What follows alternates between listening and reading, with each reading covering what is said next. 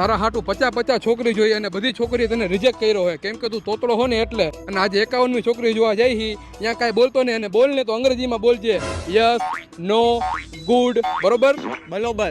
હાલ. આ દીકરીના પપ્પા છે ને ઓલા દીકરીના મમ્મી. કેવું લાગ્યું મારા કાકાનું મકાન? ગુડ. રસ્તામાં આવવામાં તકલીફ તો નથી પડી ને કાંઈ? નો. ચા હાલશે ને? Yes yes. એ ચા વાગ્યો.